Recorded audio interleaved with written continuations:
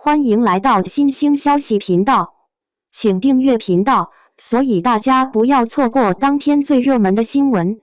我们今天的时事通讯包括以下内容：连续3天热播第一，谭松韵令观众入坑。我敢说，这部古装喜剧能火。在国剧史上，历史剧无疑是最多的一种类型。如果把这些剧做一个细分，那么又可以分为2种不同类型。一种是完全以历史为原型，在此基础上进行略微改编。其中比较著名的电视剧就有《雍正王朝》《康熙王朝》《汉武大帝》《大明王朝1566》。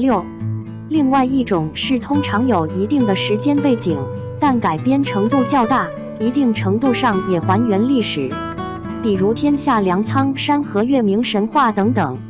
不过随着时间的推移，第2种又衍生出另外一种剧，它完全架空历史背景，讲述全新的故事。不卖关子了，它就是正在热播的《蜀锦人家》。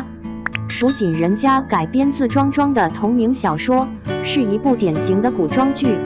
该剧上线播出后，表现可圈可点，连续3天拿下了热播榜的第1，一口气刷了7集。七哥个人感觉还不错，有那么一点意思。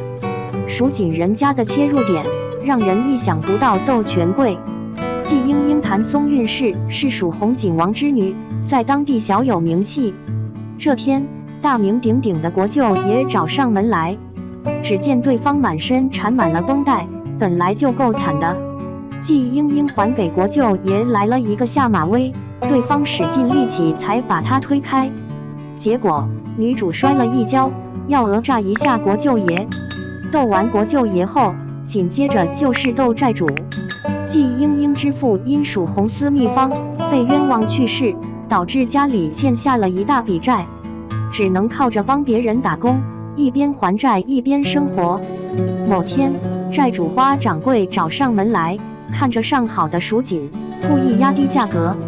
面对明目张胆的欺诈，季莺莺自然不会束手就擒，于是他直接放出了大黑狗，给对方一个下马威，最后才以能接受的价格来抵债。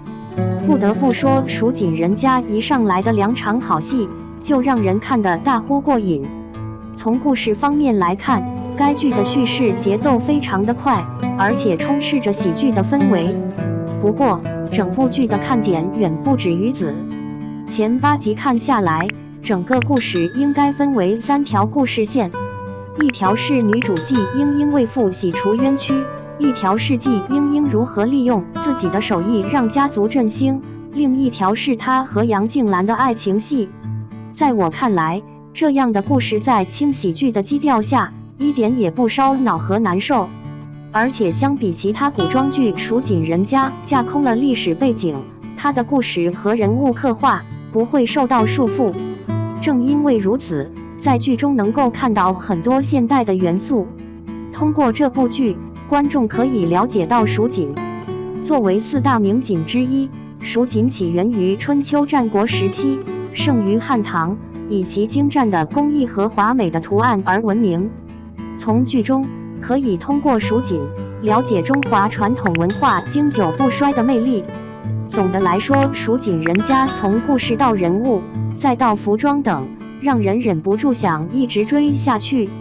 作为一部古装剧，能够有如此惊人的表现，只能说制作真的用心了。2. 谭松韵新剧《蜀锦人家》收视率暴涨，弃剧网友直言理由太一致。备受吐槽的珠帘玉幕大结局之后，观众还没来得及歇歇呢，这马上又来了一部经商大女主。谭松韵的《蜀锦人家》开播了，看得出来是和赵露思走一个美强惨赛道的。只是观众并不喜欢这样的老旧剧情，几乎是开播就遭到了网友的不少差评。质感差评，女主不适合古灵精怪，男主妆造太丑等等，可以说是直接把蜀锦人家给批得一文不值了。而等到走进剧中一看，才发现这评价还真的没错。剧情老套没逻辑，蜀锦人家一开局就是女主季莺莺家破人亡的凄惨片段，父亲之初的蜀锦拿下了锦王的名号，却也因为蜀红锦过于珍贵，导致了被害惨死。原本人死了，鲜血染红了雪地，应该是境况十分悲凄的。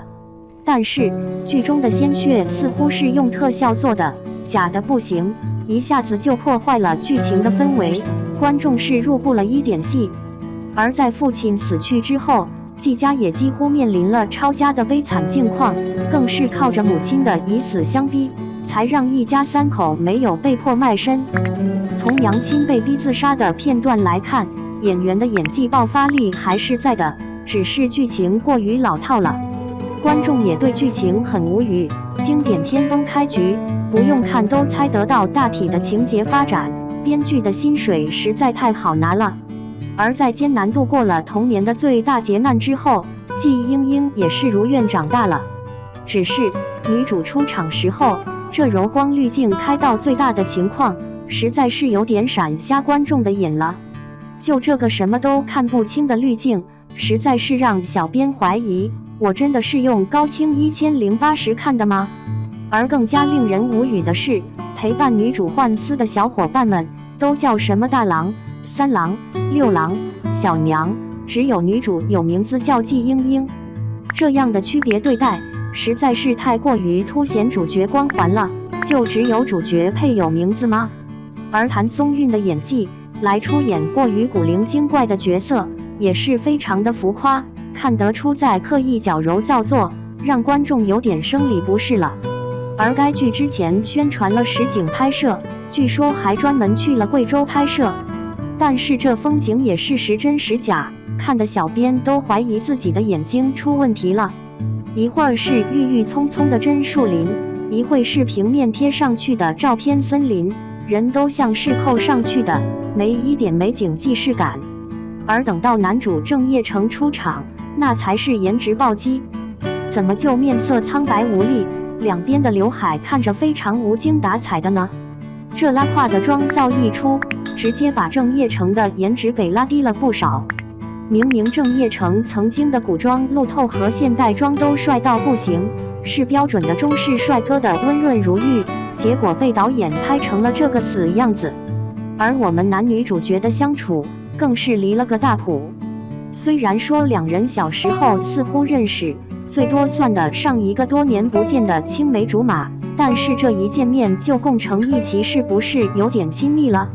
如果男主是因为记得女主才对她特意捉弄，倒是让剧情合理了一点，但是却成功塑造了一个顽劣没有边界感的男主。而我们的女主更是不见外，对着陌生人的手就是一个狮子大开口。小编真的难以相信，女主怎么就对男主这么饥不择食？真的不嫌他的手脏吗？在和男主杨静兰打情骂俏，展现了一波勇敢的特质之后，女主又赶着回家，面对掌柜的刁难展现一波聪慧。只是这个花荣掌柜怎么额前的碎发是黄色的，后面的头发却是黑色的？是演员连黑发都不愿意染一个吗？而说回剧情，花荣准备压价拿下季家的丝线，甚至把价格压到了4折。我们的女主季英英一脸坦然自信地接受了花荣的无理要求，表现的是非常沉稳，观众也期待她能拿出一个惊艳的办法。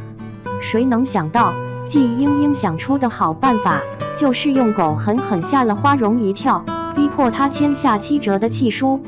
这个办法真的是非常无语，即便当下拿到了7折的契书，可是和对方的梁子却是越结越大了，对方肯定会在后面的合作中使绊子的。偏偏这样一个治标不治本、后患无穷的办法，还成为了展现女主闪光点的一个高光时刻。只能说，内娱的编剧如果不会写经商，不会塑造一个角色真正的聪明，那还是放弃吧，别贻笑大方了。在剧情非常无语的情况下，谭松韵咋咋呼呼的演技，可以说让季英英这个角色更加找人讨厌了，雪上加霜的存在。蜀锦人家是一部大女主剧，所以剧中女主的塑造就非常重要了。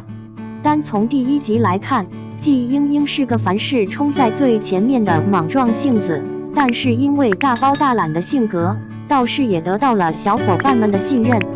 而谭松韵在撒泼打滚的时候，还真是颜值崩得厉害，呲牙咧嘴的，眉毛飞起，表情狰狞，没一点可爱不说，反而是有一种矫揉造作的感觉。相比之下，前一段时间靠着可爱爆火的虞书欣，明显在古灵精怪这条路上更加登峰造极一点。看剧的观众也完成了对虞书欣的路转粉，甚至有种想生她的冲动。在和男主阴阳怪气的时候，谭松韵敷衍的表情也有一种小人得志的感觉，直接把女主给演成反派了。原本演技就出问题，再加上剧组的离谱妆造，更加让情况雪上加霜了。在被母亲训斥惹是生非的时候，季英英伤心的眉头紧皱，眼眶里已经有泪光闪烁了。但是偏偏剧组给谭松韵画了一个无比平坦的眉毛，是一点古韵都没有，反而在演员的脸上非常突兀。不知道剧中为什么非要给女主这样干活的人设计一个需要随时摸一摸的刘海，实在是影响干活效率。就女主和别人打辩论之前还要整理刘海的情况来看，这头发确实是影响不小。而谭松韵本人似乎是因为过于可爱的长相，导致她的古装演了不少，造型却没一点变化。在锦衣之下的时候，就是几乎没有造型的盘发，而锦溪四玉和蜀锦人家的造型也是几乎一样。毕竟谭松韵这种可爱风的长相，怕是撑不起各种华丽的古装打扮，也在一定程度上限制了角色的塑造。后续路透里，谭松韵有过一个复杂的、雍容华贵的妆造，看起来明显感觉不对，有种小孩子偷穿大人衣服的尴尬感。在目前的剧情里，谭松韵和男主郑业成没什么 CP 感，或许是故事线还没展开，两人的欢喜冤家设定明显没什么甜宠拉扯感。倒是女2号陈小云在蜀锦人家里饰演了一个泼辣的酒馆老板，还是男主的前大嫂。这种叔嫂家同甘共苦的设定一出来，观众简直疯狂磕到。甚至陈小云的年龄就比谭松韵小1岁，感觉演个女主也不是不行。不论是人设还是颜值、CP 感，陈小云可以说是统统碾压女主了。那么你有看蜀锦人家吗？认为谭松韵的表现如何？